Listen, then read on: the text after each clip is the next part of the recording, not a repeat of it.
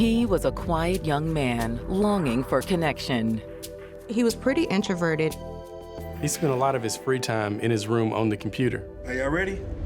He had a few friends through his online gaming community. But he wanted something more. He was looking for something that is genuine and authentic. He decided to try his luck at finding love online. And one woman stood out from the rest. She messaged him, and he liked what he saw. He found his perfect match. But they would never get their perfect ending. My son standing at the bottom of the step with blood everywhere. He was bleeding heavily. There was a close-range shot to the head. Was he simply the victim of a robbery gone wrong? Several items were missing from the house. Or were investigators just scratching the surface? This is someone who has much darker intentions. Whoever shot him was intent on killing him. You don't just wake up one day and become the person that committed these crimes. For someone to be that detached, something ain't right. What are you?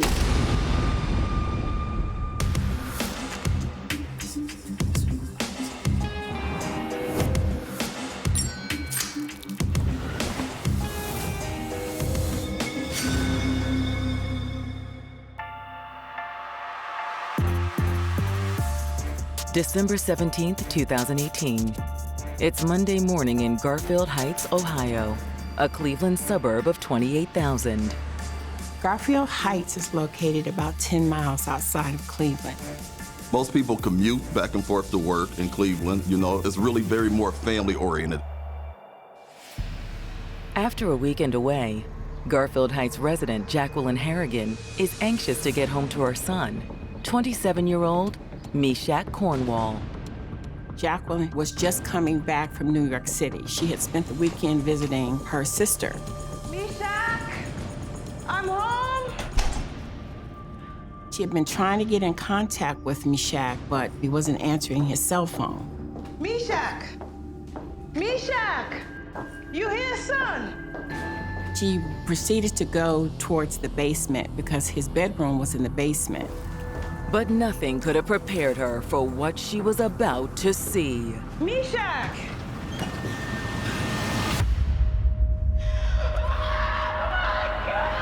She sees her son at the bottom of the steps in a pool of blood.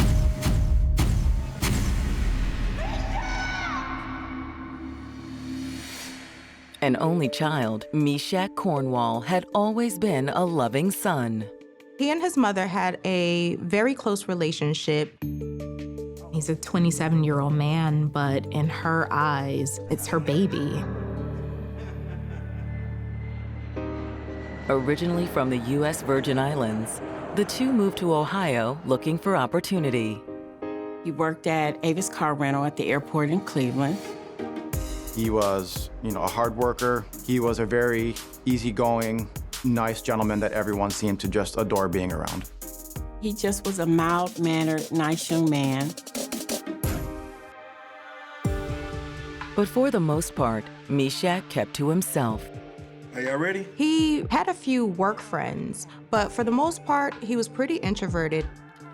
He spent a lot of his free time in his room on the computer. He liked to play video games.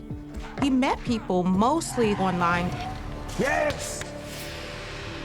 But despite his online community, Meshak was lonely. He was looking for a relationship. He wanted to date. He wanted something that is genuine and authentic. Because he was so comfortable meeting people online, he decided to try his luck at finding love online. So Meshak created a profile on a popular dating app. He liked the idea of exchanging messages via online and getting to know somebody that way versus just in person, because that can be intimidating sometimes.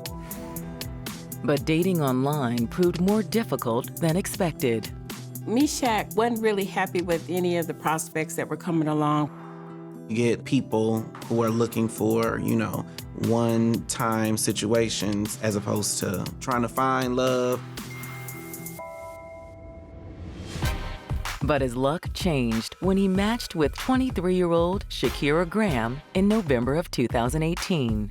Shakira messaged him, and he liked what he saw. Shakira was a pastor's daughter.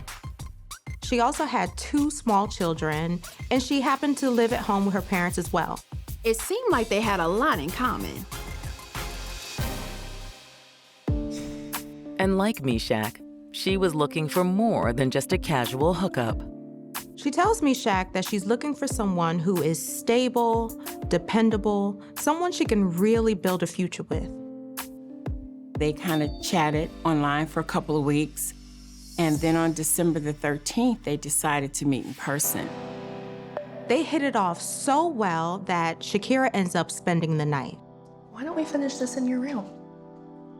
I thought you said you weren't looking for a hookup. Well, it's not a hookup if it leads to something. For Meshak, it was the first time he had felt a deep romantic connection like that. He was excited about where things might go. He had a good job. Things were looking up for him. And this woman coming into his life is a sign that this could also be something that was going to go right. But Meshak would never get the chance to find out.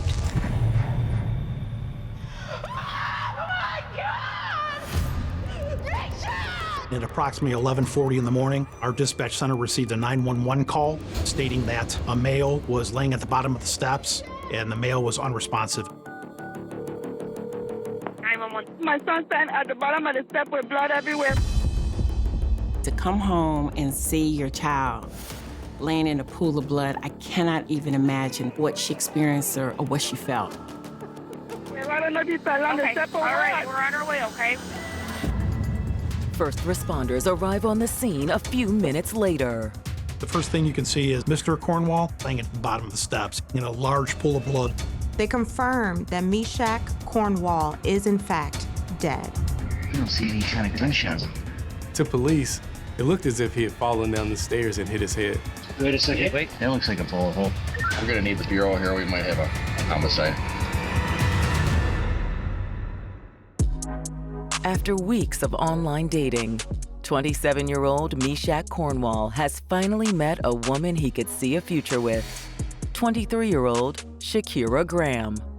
They have this connection with a lot of the same interests. When Shakira and Meshak finally met, Shakira ended up spending the night. But now, 3 days later, officers called to his home have just discovered that his death was no accident. It looks like he might have been executed here. Radio, we're gonna need the bureau here. We might have a homicide. Let's not touch him no more. When homicide detectives arrive, they immediately begin analyzing the scene. Well, he fell down here, obviously. Right above his body, there was a big indentation in the drywall where it appeared to me that he had fell. Holes here. There also was other holes in the drywall that appeared to be from spent bullets. Detectives wanted to understand the movements of the shooter, and they could clearly see that the shooter was probably standing at the top of the steps and was shooting downward. Detectives also find a spent bullet in the carpet near his head. Yeah, there's the other one too. So there were actually technically 4 shots, but only 3 shots to the body. Shell casings found at the scene also suggest that detectives are looking for a single shooter. All the shell casings were .40 caliber shell casings. But who pulled the trigger? Meshak may have known this individual personally, or was this just a random home invasion gone wrong? As detectives make their way through the basement, they find evidence that seems to rule out a random crime. They'd find a few cups, empty beer containers, enough evidence to allude to the fact that Meshak was not home alone. Just as important to detectives is what they don't find. They do notice that there's a computer desk, but no computer. And a few other open spaces where other items may be missing as well. When they head outside, detectives spot another possible clue. there was some broken black glass in the driveway. The glass looked like it might have been something from a computer or a TV. Was this a robbery after all? To find out more, detectives ask Meshak's mother to accompany them on a walkthrough of the house.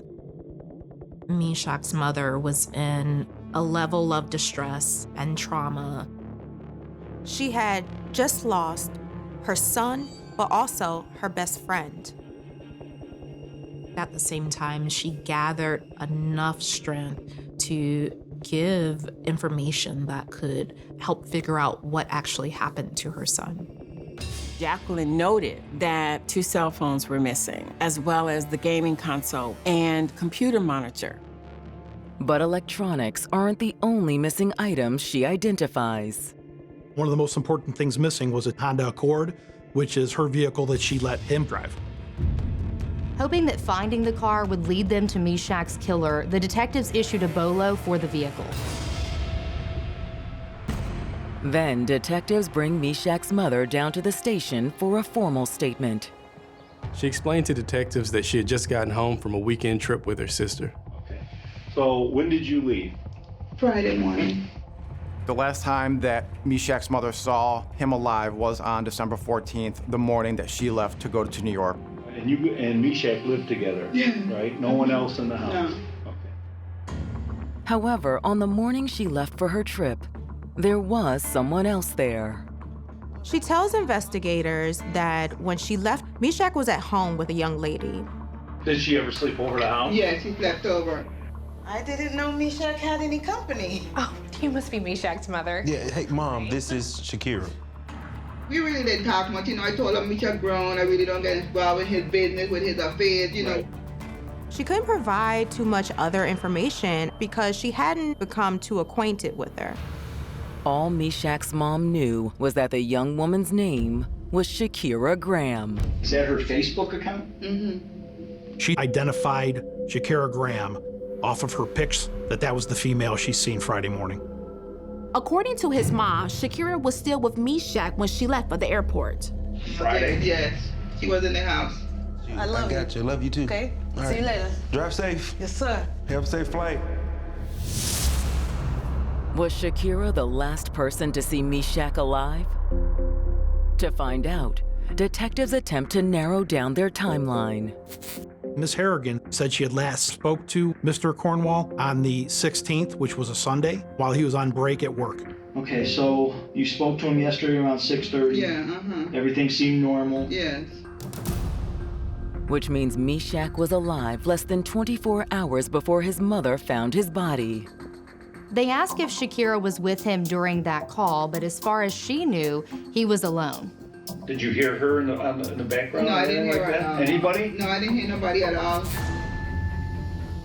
Once Meshak's mother finishes her statement, detectives pay a visit to the rental car agency where he worked. And in cases like this, then the next thing is to do a victimology. What type of person is that? It kind of helps you steer where you're going. Was he a good person? Was he a drug dealer? Was he a drug user? They speak with his supervisor, who says that Meshak was a great worker, he had no problems out of him, and he was generally a good guy. His workplace an apparent dead end, detectives now focus their efforts on finding Shakira. In a homicide investigation, you generally start with a small circle, people closest to them, and widen your circle as you start eliminating people. The police are able to identify that Shakira lives with her parents. So the police go to Shakira's parents' home. Mrs. Graham, Yes? is your daughter here? Not at the moment. Do you have any idea where we could find her? She told detectives that her daughter had come home around 2 o'clock on Friday afternoon and was home until Saturday afternoon. And she hasn't seen Shakira since. Is she in some kind of trouble? No, we just need to talk to her. The mother tells them that Shakira's probably at her boyfriend's house. Meshak Cornwall? I don't know Meshak. Her boyfriend's name is Jeffrey. Detectives investigating the murder of Meshak Cornwall have just learned that the woman he was dating, Shakira Graham, was also dating someone else. I don't know Meshak. Her boyfriend's name is Jeffrey. Could Meshak's murderer be a jealous boyfriend? Shakira's mom wasn't really familiar with anybody else that she may have been dating. The only person that she really knew about was Jeffrey. If Shakira and Jeffrey were still together, maybe he'd found out that she was also seeing Meshak and confronted him. Well, do you happen to have Jeffrey's number? Yeah, actually, she called me from his number once. Let me find it. When detectives reach out to Jeffrey, he agrees to come down to the station for an interview. Now, detectives could be dealing with a love triangle. Exploring relationships, having multiple partners is not necessarily a bad thing. It's not necessarily abnormal. However, in Shakira's case, the manner in which it happened, the rapid cycling of the dating was a red flag.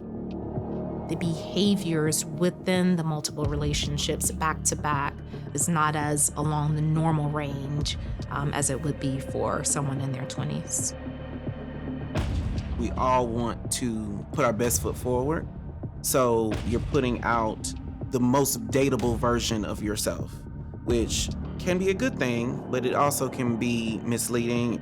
Or was it possible Shakira and Jeffrey were working together to scam people online? The platform exists for people to interact, for people to be in each other's DMs. And so if I don't know how to filter, if I don't know what to look for and what are red flags, then it's easy to be taken advantage of. The whole thing could have been a setup orchestrated by Shakira and Jeffrey to steal expensive electronics from men that she had met online. What can you tell me about Shakira Graham? Shakira?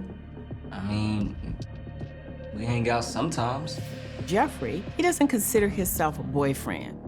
He and Shakira have been off and on. They met on a dating site. However, he also claims he hasn't seen Shakira in over a week. Honestly, it's because she can be really hard to handle. He said they have some challenges because she's bipolar. Bipolar disorder in itself is not dangerous, but untreated bipolar disorder can come with what we call manic episodes. It would become more serious when she doesn't take her medication. If she was off her meds and in a manic state, was it possible she was responsible for Meshak's murder? Or is Jeffrey setting the stage for a convenient scapegoat? Detectives noticed that he seemed more than happy to drag Shakira's character through the mud, so they kept pressing him. Know of anyone named Meshak Cornwall? I don't think so. Shakira spent the night at his place last Thursday. So? They proceed to tell him that Meshak has been murdered, and it seems like Jeffrey's caught off guard by that. I don't understand what this has. Can you tell us where you were on Sunday night? Wait, hold on now. Y'all think I had something to do with this? We just need to know where you were so we can rule you out. When they start to ask him about his whereabouts, he gets defensive. Nah, I'm not talking without a lawyer. When Jeffrey asked for a lawyer, the detectives ended the interview, and without any evidence against him, they had to let him go. The following morning, detectives received Meshak's autopsy report. And while there's nothing in it that points to his killer, it's not a dead end either. The autopsy results showed that he had been shot in the torso, in the shoulder, and there was a close-range shot to the head, which killed him instantly. Whoever this was that had shot him was intent on killing him. It actually went through his brainstem and his carotid artery. Ballistics also confirms detectives' hunch that they're looking for a single shooter. Through the state lab, they were able to say that all those 4 casings were fired from the same firearm. Then detectives receive an unexpected call. Homicide. While detectives are reviewing the autopsy report, they get a call from Shakira's mom, who says that her daughter is home. She readily came in for an interview. Within the hour, a detective sits down with Shakira Graham. My mother and my sister, when I got home, they didn't have a lot of answers, you know? Right. And they just gave me the card. Let me explain to you what's going on. The detective wastes no time delivering the difficult news. She was definitely very surprised at the incident and very shocked. I'm still trying to realize he's dead. She appears to be visibly upset about what happened. But Shakira is cooperative. She stated that she did sleep over the residence and was at the house Friday morning. And who was there? Who was home? Me and Meshak. Just you and him? No, his mother was there. She stated that he drove her home at approximately 2 p.m. that same day. Meshak dropped me off. That's the last time I've seen Meshak. She says they spent Friday night at home and then left again on Saturday. Her story seemed to check out with her mother. What about Sunday night? Sunday night, I was with my friend, my other friend. On the night of the incident, Sunday the 16th, Shakira was hanging out at a house over on Grayton Road with an individual named Daryl Epps.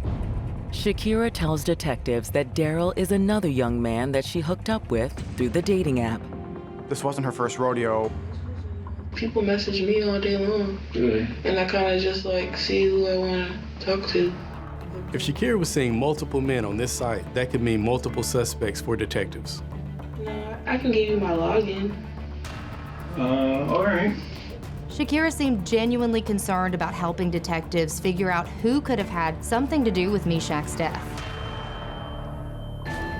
But before detectives have a chance to dig into Shakira's dating life, a critical lead comes to light. Homicide. Detectives receive a notification that Meshak's missing vehicle had been located. This was big. Cleveland police found Meshak's car abandoned on the city's east side, almost 20 miles from the crime scene. When detectives arrive, they can confirm that this is in fact Meshak's missing vehicle. In the back seat was the computer monitor. The glass is shattered, which is probably why the thief chose to leave it behind.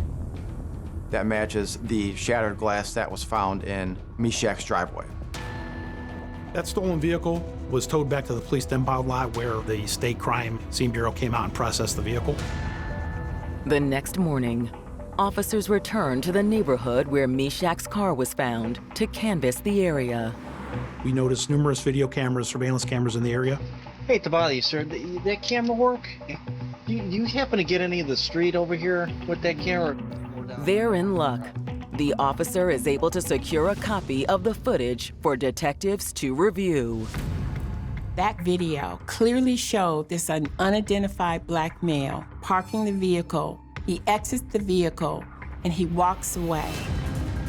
The timestamp was about 11 hours after Meshak's mom discovered his body. The man in the video looked an awful lot like Shakira's on and off boyfriend, Jeffrey Davies.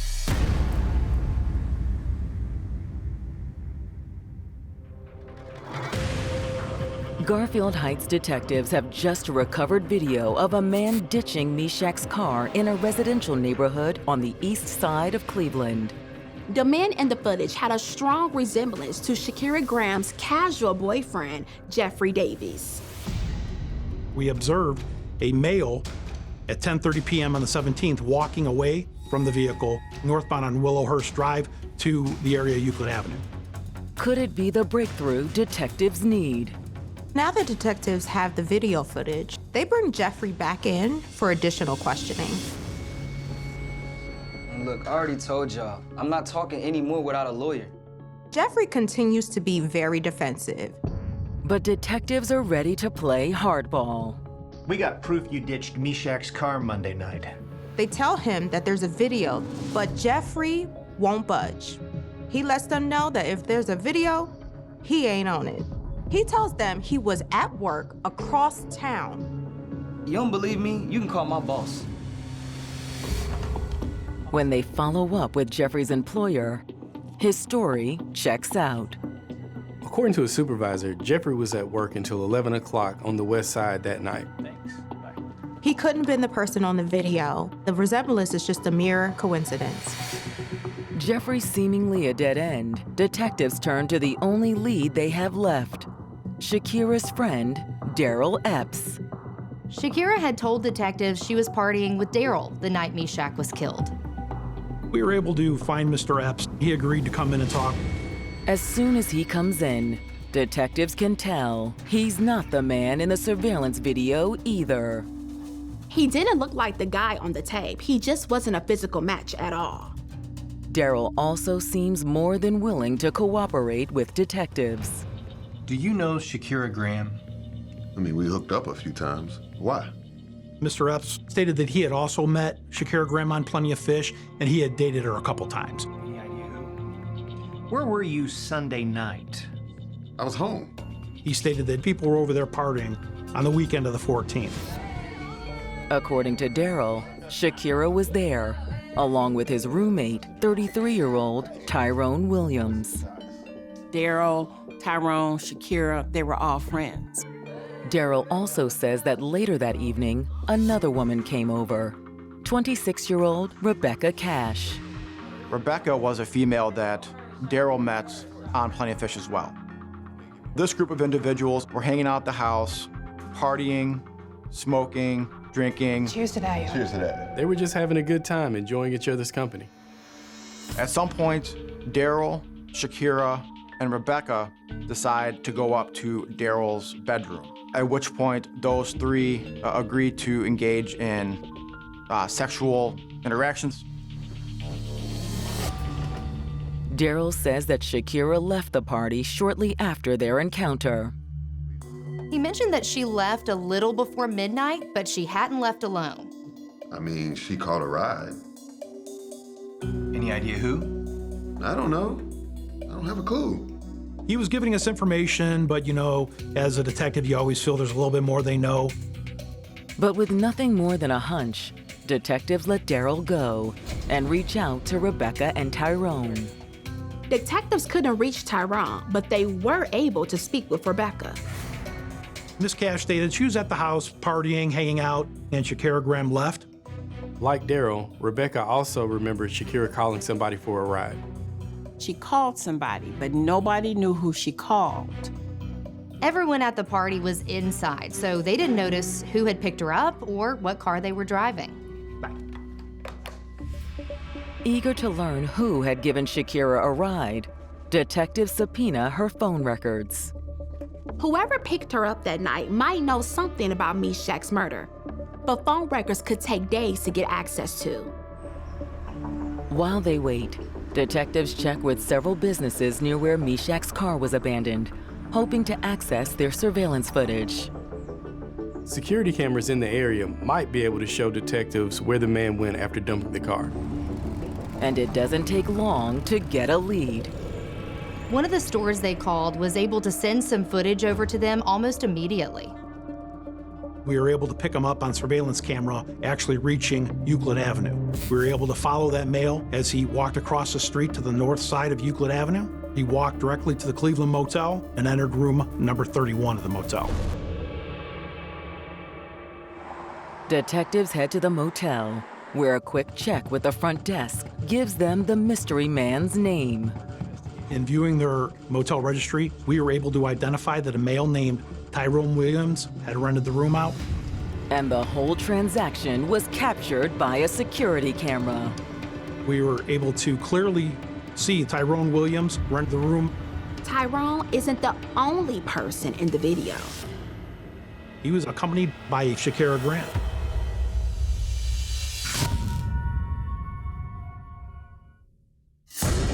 Garfield Heights homicide detectives have just uncovered evidence that potentially links both Tyrone Williams and Shakira Graham to Meshak Cornwall's murder. Tyrone Williams and Shakira Graham were captured on video at the Cleveland Motel.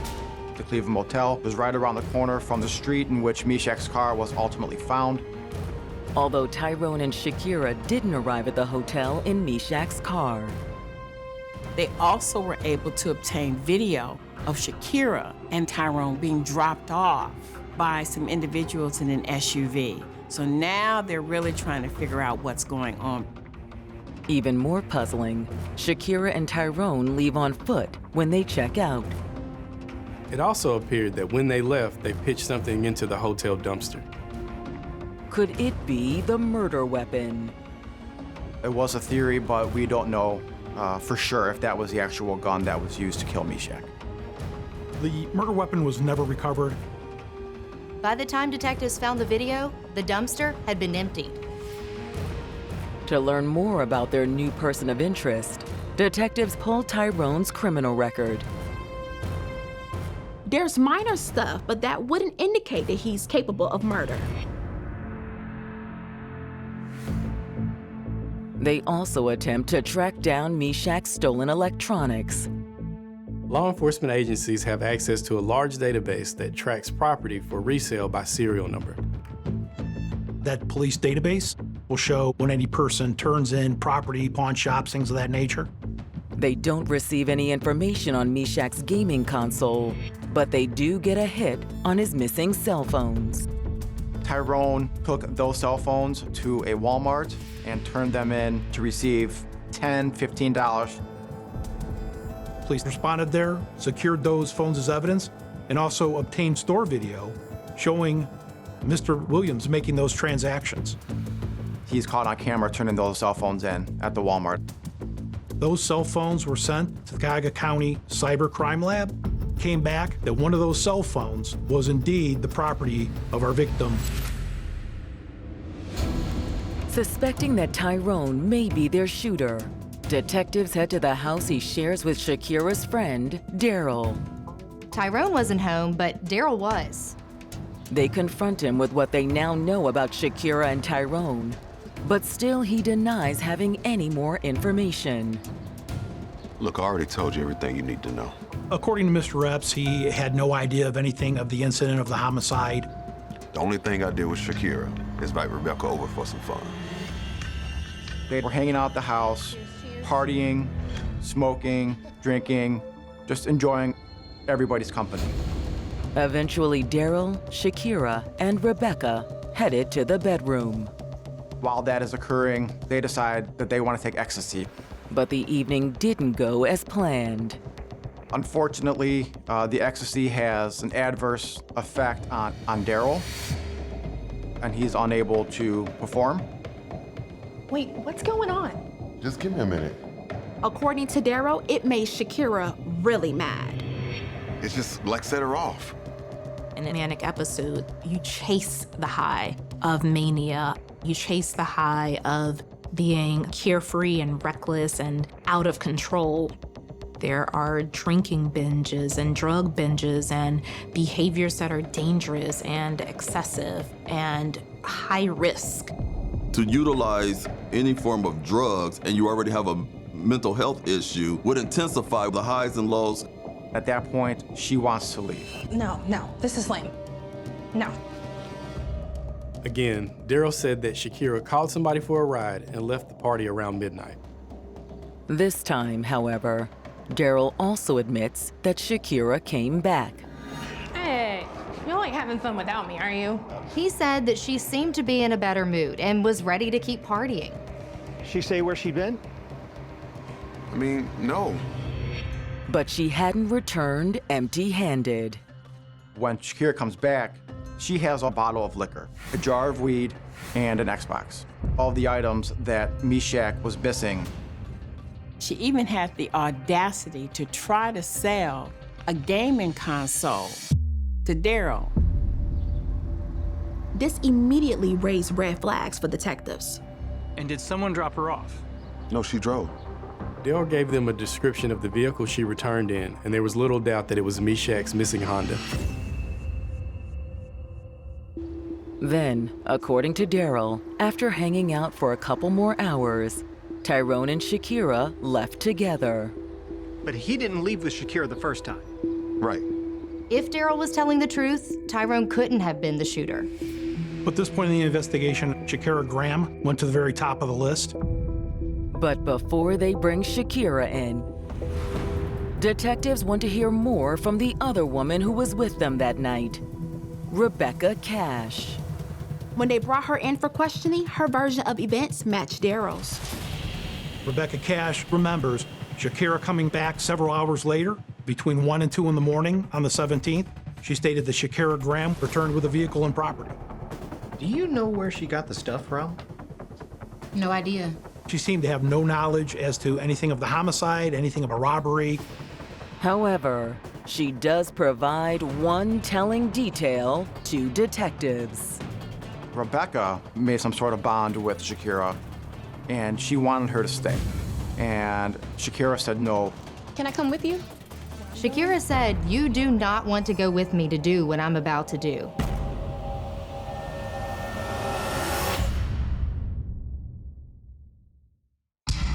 Based on statements from Shakira Graham's friends about the night of Meshak Cornwall's murder, detectives now believe she is the one who pulled the trigger.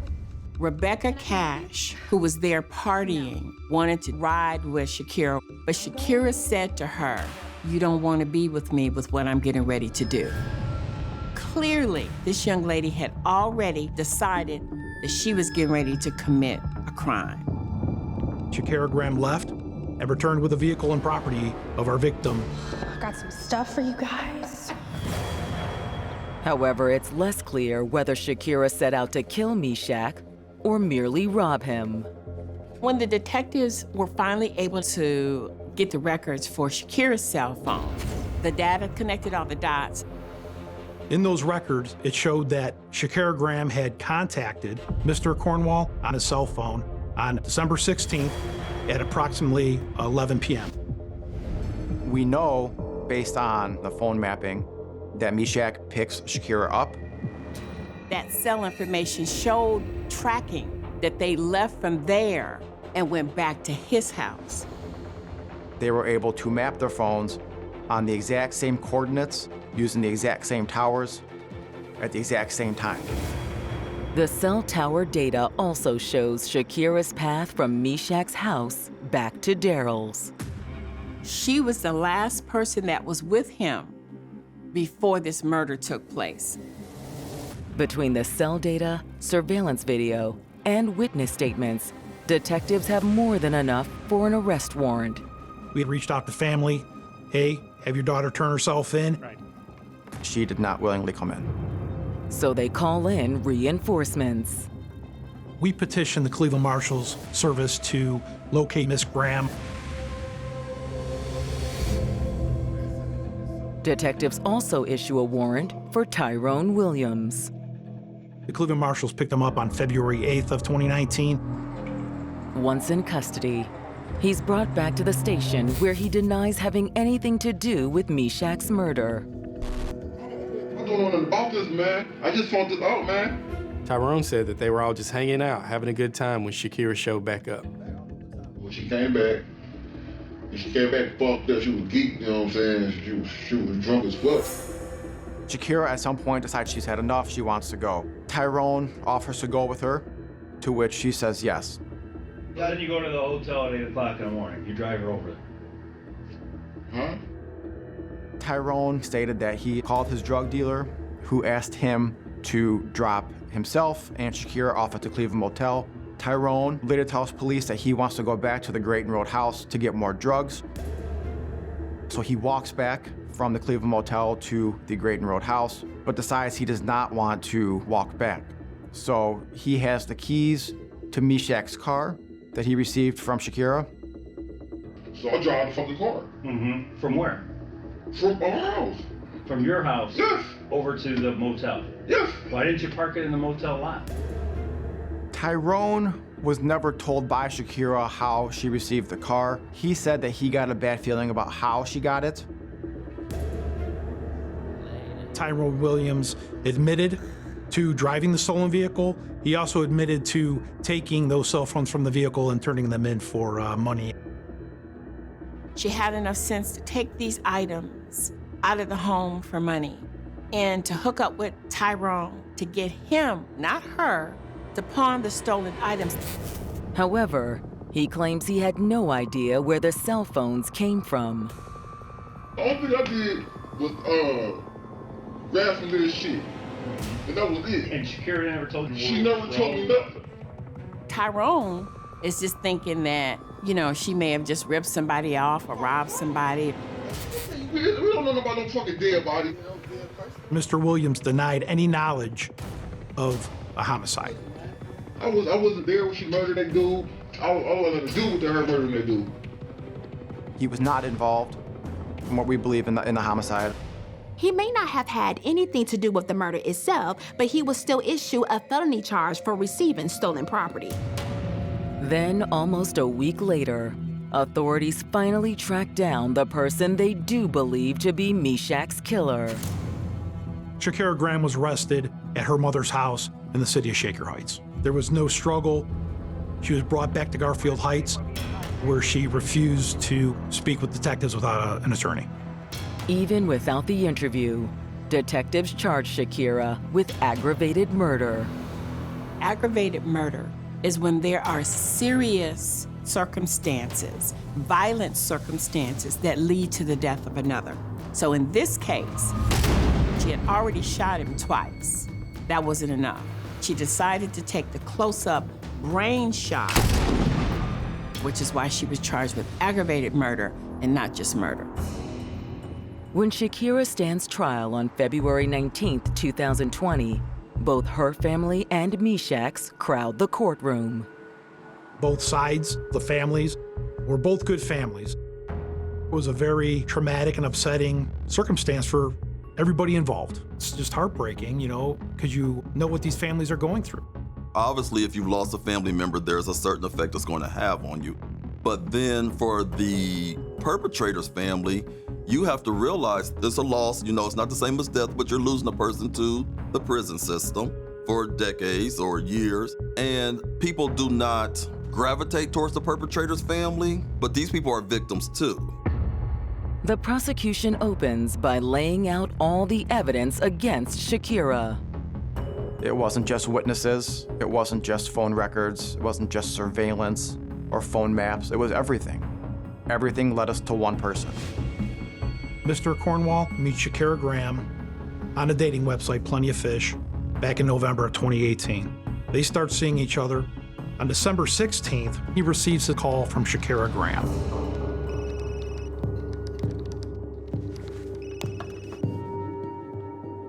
Hey, you. Whether she just asked for a ride or if it was a straight-up booty call wasn't entirely certain. Whatever Shakira said to Meshak, oh yeah, I'm on my way. He rushed right over. Meshak probably was very much thinking that this girl is about to change my life. And then in the other seat in that car is someone who has much darker intentions. Thanks for picking me up. Yeah, of course, I'm actually glad you called. You know, my mom, she's in New York, so we kind of have the whole house to ourselves. But then, Meshak's night took a horrifying turn. Shakira, what are you? While Meshak lay bleeding at the bottom of the stairs, Shakira descended the stairs and deliberately finished him off. To this day, we don't know why she did what she did, when she formulated that thought, but we know that she was the only person, based on the evidence, who could have done it. After Shakira shot and killed Meshak, she went through his room and robbed Meshak of numerous items, and she took those items back to the house where she continued to party. That's astonishing to me that you just murdered somebody and you come back with liquor and weed and you partying like nothing has happened. The lack of remorse, empathy, the disconnection, in my clinical opinion, is definitely mental health related. I know we often say, oh, well, you can't blame everything on a mental illness, but for someone to be that detached, something ain't right. But as far as the jury is concerned, that doesn't excuse what Shakira had done. Shakira Graham was convicted of aggravated murder. And in Ohio, the aggravated murder carries a mandatory life sentence, and she will be eligible for parole after 28 years. Justice may have been served, but there's little celebration in the courtroom. People think, oh, if they catch the killer, they send a person to prison, this is going to give me the closure that I need. It's not. Both families were extremely saddened. I mean, in a case like this, there is just no good outcome. No matter what happens, there is no winner. I work with a lot of people to say, after the trial was over, I still felt the emptiness. I still felt the loss. Yes, there was justice done, but it didn't give me what I thought it would give me, the closure I needed. The fact that she was found and tried and found guilty and sentenced, I believe that that is a piece of justice, but you don't just flip a switch and become this person that could kill a man, rob him, and then go to a party afterwards. To that end, I don't know if we'll ever see actual justice for the circumstances that she's created around her. And it all started because Meshak was looking for someone special. We're only watching what they allow us to see. When you are putting yourself onto dating apps, when a person is opening themselves up for a relationship, for dating, for love potentially, it's easy to get those butterflies. It's easy to get enamored by a person. Sometimes you can end up sitting across from someone who is not who they say they are or does not want what they say they want. You can't be so naive to the idea that there are people online who do not want the best for you. Be careful who you meet, especially online. No one's really showing their true selves while they're online. And unfortunately, Meshak got wrapped up with something he didn't expect. Meshak was vulnerable enough to want to connect with someone. He wanted somebody. He wanted to date. He wanted to connect. He wanted to meet someone. And that is what ultimately cost him his life, at no fault of his own.